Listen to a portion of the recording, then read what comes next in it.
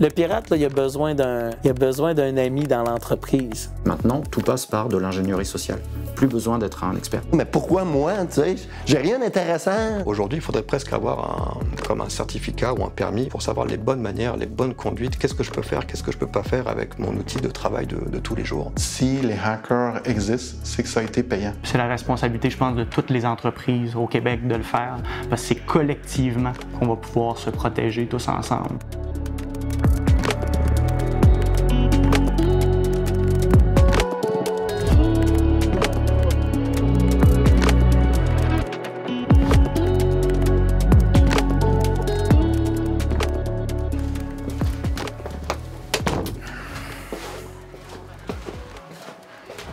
Bonjour Stéphanie, ça va? Ça va bien, toi? Salut, Jean-Paul. Ouais. Puis, comment ça a été avec la MRC, la formation d'hier? Ouais, ça s'est bien passé. Ouais. Les gens qui étaient présents, ils étaient très intéressés, ils ont posé plein de questions. Ah, ils ont belle fun. Donc, on leur a donné les armes pour se défendre, puis maintenant, on va pouvoir aller de l'avant. Bon, ben, tant mieux. C'est parce que vaut mieux payer pour la formation que plutôt récupérer les données après une attaque? C'est évident, mais la prochaine étape, ça va être la tienne. Donc maintenant, il va falloir leur faire une campagne d'hameçonnage, puis on va voir s'ils ont bien retenu ce qu'ils ont appris. La majorité de nos clients nous demandent d'abord la formation, pour qu'on puisse éveiller à la cybersécurité leur personnel, qu'ils prennent conscience des risques, conscience des pratiques des pirates. Et la deuxième étape, souvent, on nous demande après de les tester. Donc les utilisateurs des compagnies qui nous sollicitent, on reçoit la formation, on leur apprend plein de choses, mais ça suffit pas. Maintenant, il faut être sûr qu'ils ont bien appris, qu'ils ont bien retenu. Donc on va lancer des campagnes de hameçonnage nous-mêmes. Donc on va en fait tenter de les tromper nous-mêmes. Donc là, sans risque, évidemment, puisqu'il n'y a pas de piratage derrière.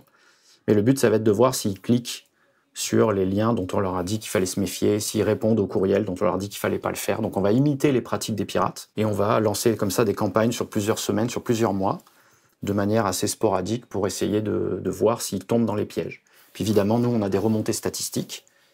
Combien de personnes ont cliqué, on peut même savoir qui a cliqué sur le lien et jusqu'où ils sont rendus, puisque dans nos courriels de hameçonnage, on va jusqu'à leur demander leurs identifiants.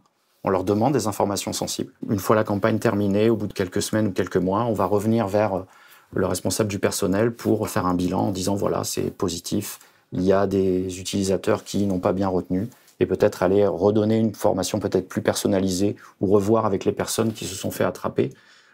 Pourquoi est-ce qu'elles se sont fait attraper? Est-ce qu'elles n'ont pas bien compris ce qu'on leur avait appris? En principe, les campagnes de hameçonnage, le chef d'entreprise l'est, mais pas les utilisateurs. On fait un petit test, nous, en fin de formation, on leur donne un petit test qui leur permet un peu de voir s'ils ont retenu. Mais après, pour la campagne de hameçonnage, non, ça reste secret. Souvent, d'ailleurs, elle est faite beaucoup plus tard. On laisse un peu de temps pour pas qu'ils soient trop aguerris juste après la formation. Et on va se donner quelques mois d'attente, fait que souvent, ils s'y attendent vraiment pas. On a une tendance qui tourne autour de 15% à peu près, de gens qui se font quand même avoir. Et après, ça dépend sur quoi. Chacun est un peu sensible à... Il y a le hasard qui joue aussi. À Gaspé, on a un Saint-Hubert qui a ouvert. Et que quand on a communiqué des publicités sur le Saint-Hubert, on a eu des retours positifs. Parce que les gens se sont fait avoir, ils ont cru que c'était le Saint-Hubert local. Et puis chacun réagit de manière différente. Certains personnels vont être très sensibles ils vont surveiller beaucoup quand on leur demande de données bancaires. Donc là, ils vont être corrects, ils vont rien donner, ils vont être méfiants. Mais quand on va leur demander s'ils ont bien reçu des photos Facebook ou autres, ils vont se faire attraper. Donc ça dépend. C'est difficile à cibler, mais on est plutôt autour des 15% en moyenne. Moi, je donne la formation. On fait aussi de la mise en place de sécurité autrement que juste de la formation. Et Stéphanie, elle, sa partie, c'est de concevoir les courriels de hameçonnage, de lancer les campagnes et puis de faire les retours. Donc comme prévu avec le client, maintenant qu'ils ont eu leur formation, on va pouvoir lancer la campagne de hameçonnage. Oui, c'est de la MRC, hein? Oui. OK, on va aller faire ça. Donc on va les tester à la publicité, aux liens malveillants. Je veux qu'il y ait un panel de tous les courriels un peu bizarres possibles pour voir s'ils se font prendre. Et puis comme ça, je pourrais remonter des statistiques à Carole, savoir quelles sont les personnes de son organisation qui se font encore attraper après la formation ou pas. Okay. Okay. Ben, c'est parfait. Je te laisse faire. Comment lutter contre les failles de sécurité? On a quelque chose qu'on appelle un pen test.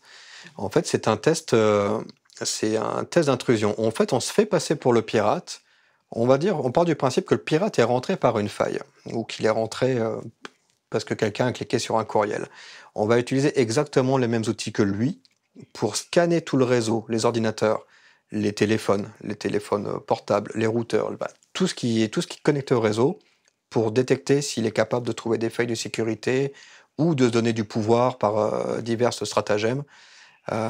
Suite à ça, en fait, on a un rapport de tous les problèmes qu'on a trouvés dans l'entreprise qu'il faut corriger.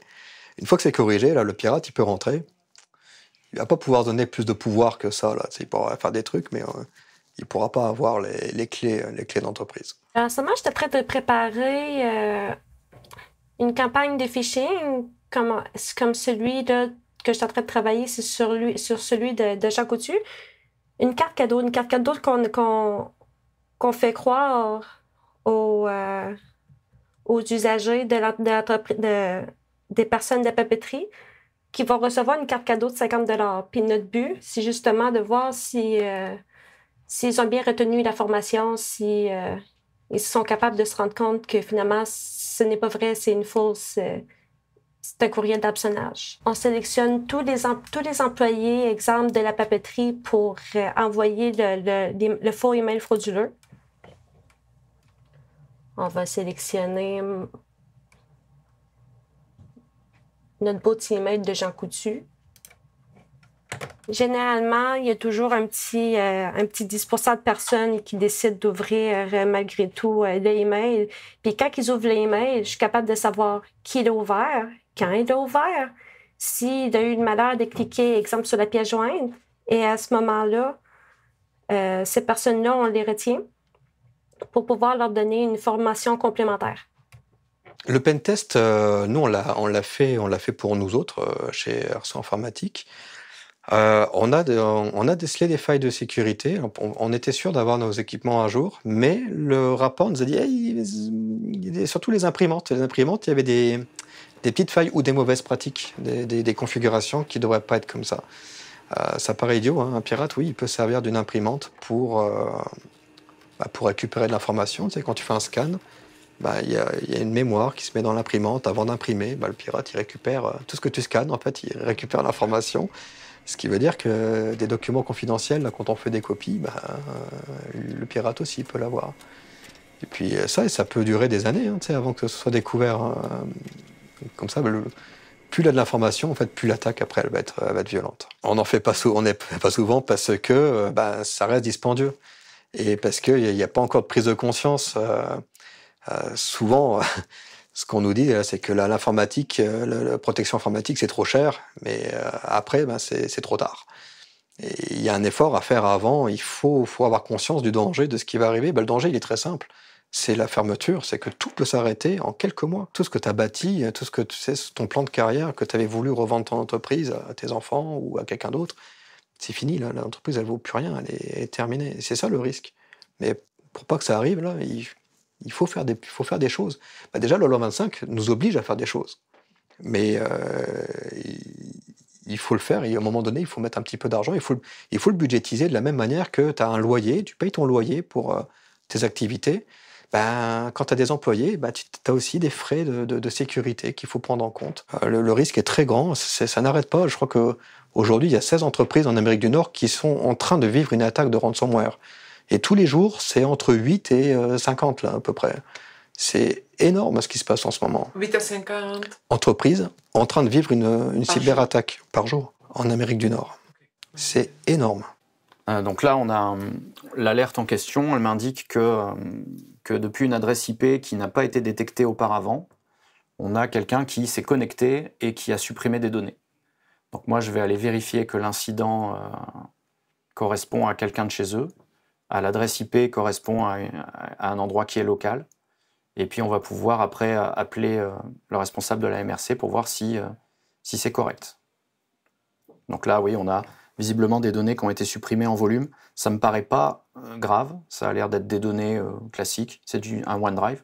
Bon, l'adresse IP, c'est au Québec, visiblement à Forestville. Donc soit c'est sûrement quelqu'un qui est en vacances ou qui s'est connecté depuis son lieu de vacances. Donc on n'est pas à Gaspé, mais on reste au Canada. Parfois, les cybercriminels suppriment des données, commencent des actes malveillants quand ils prennent le contrôle d'un compte.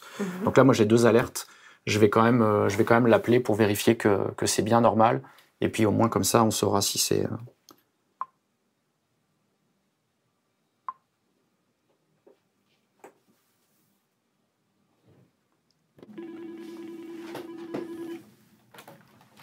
Oui, allô? Oui, Carole? Ça va bien? Salut Jean-Paul, ça va bien? Oui, je voulais voir quelque chose avec toi. J'ai un incident là aujourd'hui qui m'est remonté. On a quelqu'un qui a supprimé des données là. Oui, c'est moi qui ai fait un ménage dans mon compte. Fait que c'est tout à fait normal que l'information, que tu vois beaucoup de fichiers supprimés. Oui, non, inquiète pas, c'est beau. Hey, un immense merci. Bye, Jean-Paul. Et une alerte, ça reste une alerte. Il faut pouvoir savoir la traiter. Fait que c'est souvent à nous, les MSP, de regarder à quoi correspondent ces alertes, de vérifier si c'est grave, si c'est pas grave, si on peut passer outre. Souvent, ça demande juste une vérification. On peut appeler le directeur de la compagnie ou le responsable technique de la compagnie pour voir si tel événement que nous, on a vu, qui nous paraît être anormal, est-ce que c'est normal? C'est souvent le cas, d'ailleurs. C'est souvent un faux positif. Mais le but, c'est quand même de garder un œil permanent, non, parce que ça coûterait vraiment très cher, ou alors c'est quelqu'un interne à la compagnie, mais d'avoir un œil régulier sur les événements qui se passent dans leur infrastructure informatique ou dans leur service cloud. En moyenne, une entreprise dépense à peu près 4% de son chiffre d'affaires en protection informatique, en structure informatique. C'est très variable. Les coûts vraiment sont très variables. Ça dépend vraiment des compagnies. Comme je le disais plus tôt, un cabinet d'avocats va avoir des besoins spécifiques. Et puis, une grosse compagnie de manufacturiers, par exemple, va avoir d'autres besoins. Les protections ne sont pas au même endroit et les coûts sont différents. Mais en moyenne, c'est à peu près ça. Mais c'est aussi à peu près ça que demandent les pirates quand ils commettent une attaque de type ransomware ou quand ils bloquent une compagnie, c'est à peu près 4% du chiffre d'affaires qu'ils demandent. Donc souvent, les entreprises ne voient pas l'intérêt d'aller rajouter de la sécurité ou payer pour de la sécalité parce qu'ils se disent justement que ça ne va pas leur arriver. Les premiers paliers, les premiers 90%, justement, ne sont pas si chers. C'est pour ça qu'on milite pour qu'ils en prennent conscience. Ça ne demande pas énormément d'argent. Ça a toujours un coût, évidemment, quand vous êtes une petite structure, mais une formation, je vous le disais, c'est quelques milliers de dollars, grand maximum, et encore.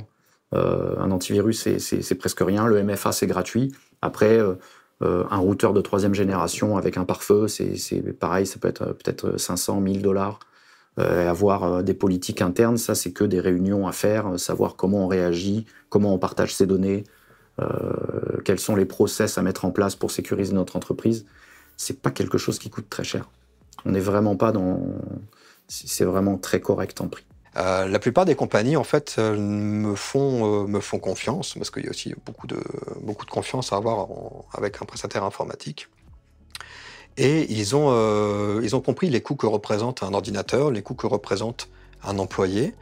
Et tout ça, c'est budgétisé, ce qui veut dire que c'est sans surprise, effectivement, ça coûte autant. Et du coup, ce qu'ils offrent comme soit service, comme bien, le prix est réévalué de façon à ce que l'entreprise puisse toujours fonctionner à peu près de la même façon que, tu sais, dans les supermarchés, là, à la fin de l'année, ils font un inventaire et ils vont évaluer les pertes ou les vols qu'il y a eu dans le supermarché.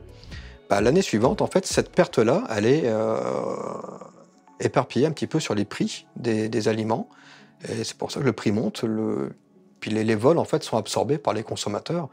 Et c'est comme ça que ça marche. On ne demande pas à l'entreprise de se serrer la ceinture. Là. Il faut être en réalité avec les conditions d'aujourd'hui. Le loi 25 nous oblige à faire des frais. Il va falloir l'ajuster sur le prix des biens et des services. Et puis ça s'arrête là.